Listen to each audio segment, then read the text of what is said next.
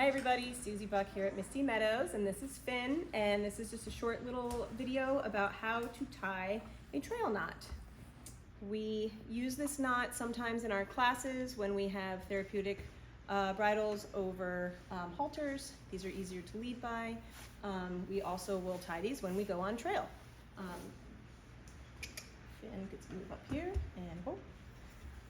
We start by putting the rope over their neck gently. And I sort of measure a starting place to start the knot by coming from here, sort of measuring to the chest. When we're done, we don't want the rope hanging below their chest, and you'll see what I mean in a minute. We come through at the chest, we bring both pieces together, and then we make a loop back up. So you'll see 3 pieces of rope. And then, admittedly, no matter how many times you tie this, sometimes you do have to retie it depending on the length of the rope, and that's okay, no shame. So we have the 3 pieces, and that's when we start coiling around towards you. And you can tie this from either way. I am more practiced tying it on the left, but you can tie it on the right side of the horse. So we coil around, so it looks like that. And we take the last little bit of the coil and we actually put it through the loop. And then you just need to find which one of these ropes, watch out Finny, we pull on the rope that closes the loop. So the rope is through here, and then when you pull on this, it actually holds everything together.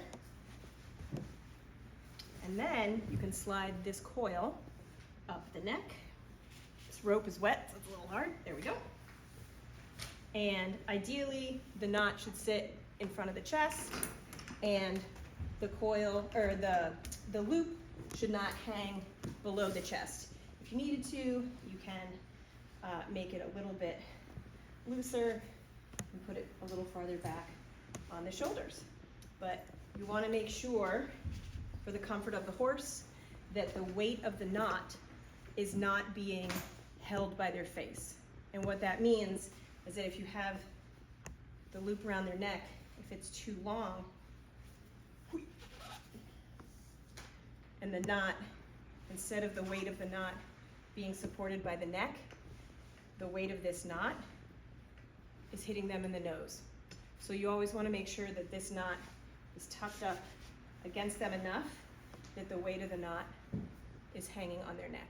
And that way nothing is interfering with their face and distracting them or causing discomfort with the rest of their tack on. Thanks, buddy. All right, that's it. Thanks.